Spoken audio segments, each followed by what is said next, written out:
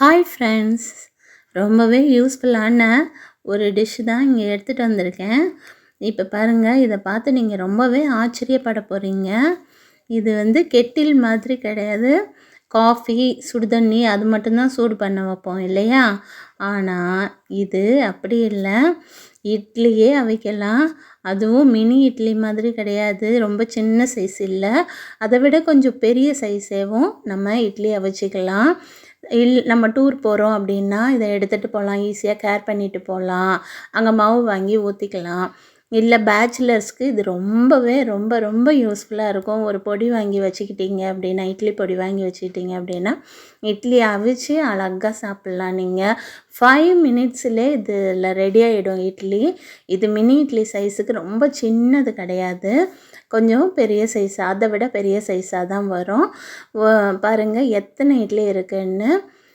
3 தட்டு இருக்குது. 12 இட்லிஸ் இதில் செய்யலாம். ஒரு தட்டுலையும் 4 வருது. ஸோ 4 இட்லி மாதிரி நம்ம 3 தட்டில் 12 இட்லி. ஒரு ஆளுக்கு ஒரு நேரத்துக்கு வயிறு ஃபில் ஆகிடும். அந்த மாதிரி ஈஸியாக அவிக்கலாம்.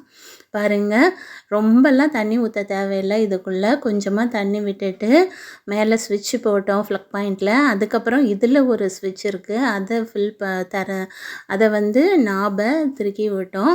இதில் 3 விதமான நமக்கு செட்டிங்ஸ் இருக்குது.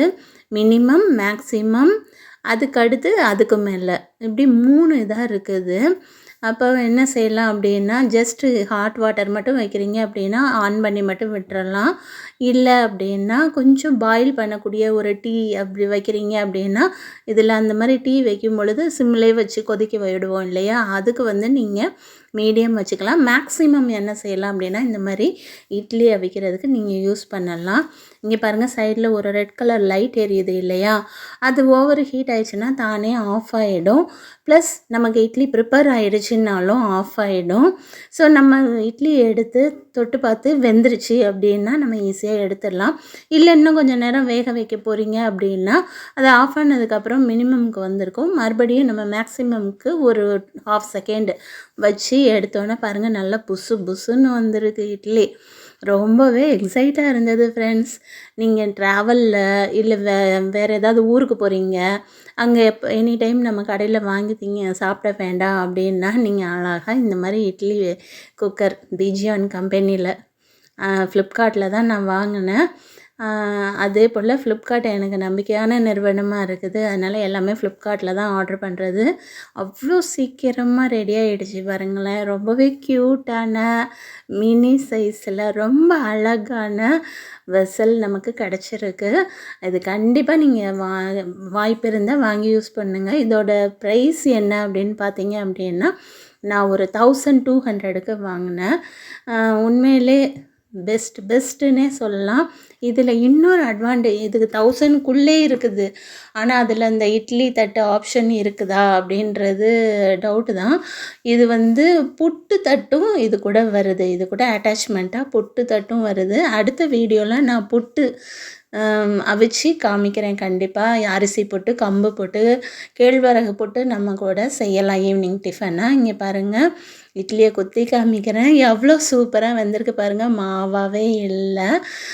அதனால பேச்சுலருக்கு இது ரொம்ப ஈஸியான மெத்தடு. நடுவில் நம்ம ஈஸியாக கேர் பண்ணுற மாதிரி அந்த பிளாக் கலர் இது இருக்குது இல்லையா? அது அவ்வளோ ஹீட் ஆகிடாது, மெல்ட் ஆகிடாது. பிளாஸ்டிக்காக இருந்தால் மெல்ட் ஆகிடும் இல்லையா? அந்த மாதிரி இல்லாமல் நம்ம குக்கர்லலாம் வரும் பார்த்திங்களா கைப்பிடி, அதே மெட்டீரியலில் கொடுத்துருக்காங்க. நல்லாவே ஹார்டாக இருக்குது.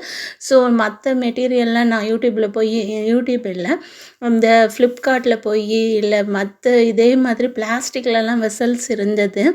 அதெல்லாம் நான் ட்ரை பண்ணி தேடினப்ப நிறைய பிளாஸ்டிக் கலந்து இருக்குது. அதனால் அதெல்லாம் வேண்டாம் அப்படின்னு நான் ஒதுக்கிட்டு, இப்போ பாருங்கள் எல்லாமே இதில் சில்வர் தான். இந்த நடுவில் பிடிச்சிருக்கிற நாபு மட்டும் பிளாஸ்டிக்காக இருக்கேன்னு யோசிச்சு பார்த்தேன்.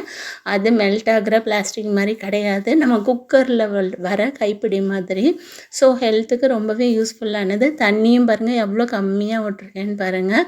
அடுத்த தடவை நம்ம இட்லியை வைக்கும்போது ஆஸ் யூஷுவல் கொஞ்சோண்டு தண்ணி விட்டு நம்ம அழகாக அடுத்த நெக்ஸ்ட் இட்லி ரெடி பண்ணிக்கலாம். ப்ளஸ் நம்ம அந்த குக்கரில் லைட்டை ஆஃப் பண்ணிவிட்டு அதுக்கப்புறம் ஃப்ளக்கில் நீங்கள் லைட்டை ஆஃப் பண்ணுங்க. அதுதான் என்றைக்குமே சேஃபு. இங்கே பாருங்கள், குட்டி குட்டி இட்லியை அழகாக எடுத்து இந்த மாதிரி அடுக்கி காமிச்சிருக்கேன்.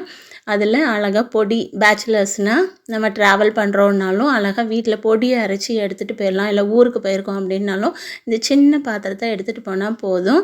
நமக்கு வந்து கரண்ட்டும் ரொம்ப இழுக்காது. ஏன்னா 5 மினிட்ஸ்லேயே ரெடி ஆகிடுது. இட்லியும் பாருங்கள் எவ்வளோ சாஃப்டாக வெந்து வந்திருக்கு. பார்க்கவே ரொம்ப அழகாக இருக்குது. சாப்பிடவும் நமக்கு டேஸ்ட்டாக இருக்கும். ஓயாமல் நம்ம வந்து தோசை ஊற்றி டைம் இழுக்கும். இன்னொன்று, நம்ம ட்ராவல் பண்ணி போகிற இடத்துல கேஸ் சிலிண்டர்லாம் இருக்காது. இது கரண்ட்லேயே யூஸ் பண்ணலாம். ஸோ உங்களுக்கு இந்த ப்ராடக்ட் ரொம்ப பிடிச்சிருந்தா கண்டிப்பாக வாங்கி யூஸ் பண்ணுங்கள். என்றைக்குமே யூஸ்ஃபுல்லான ப்ராடக்ட் தான் இது. இது வாங்கினது எனக்கு ரொம்ப யூஸ்ஃபுல்லாக இருந்தது. இந்த வீடியோ உங்களுக்கு ரொம்பவே பிடிச்சிருக்கும்னு நினைக்கிறேன். கண்டிப்பாக இந்த வீடியோ பிடிச்சிருந்தா சப்ஸ்கிரைப் பண்ணிவிட்டு பாருங்கள், லைக் கொடுங்க, உங்கள் ஃப்ரெண்ட்ஸுக்கும் இதை கண்டிப்பாக ஷேர் பண்ணுங்கள்.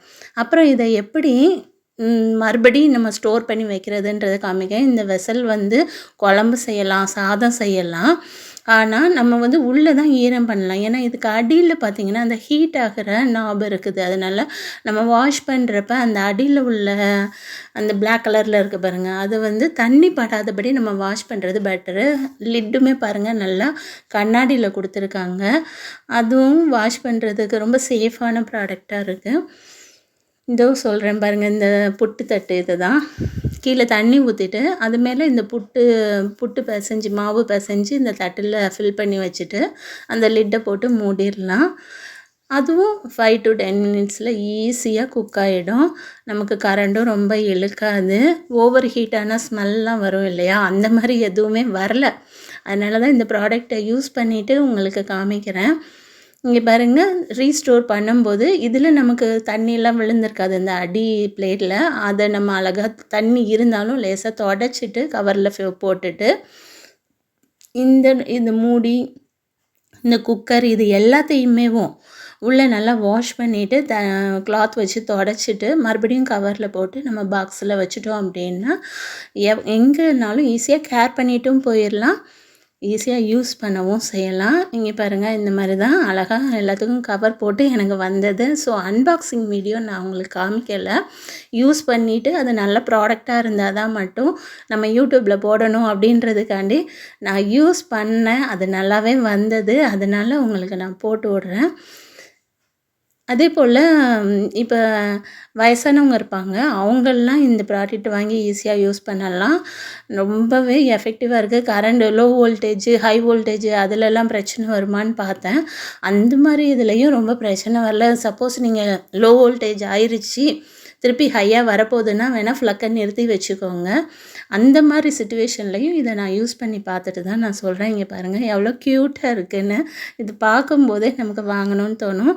ஸோ ட்ரை பண்ணி பாருங்கள். இதில் வேறு என்னெல்லாம் குக் பண்ணலான்னு பார்த்தோன்னா, காஃபி, டீ போடலாம், பால் காய்ச்சலாம், ரைஸ் பண்ணலாம், பாஸ்தா, மேகி கிண்டலாம், சூப் செய்யலாம். ஆனால் ஆயில் ஐட்டம், பொரிக்கிற ஐட்டம்லாம் செய்ய முடியாது. ஸோ ட்ரை பண்ணுங்கள். தேங்க்யூ.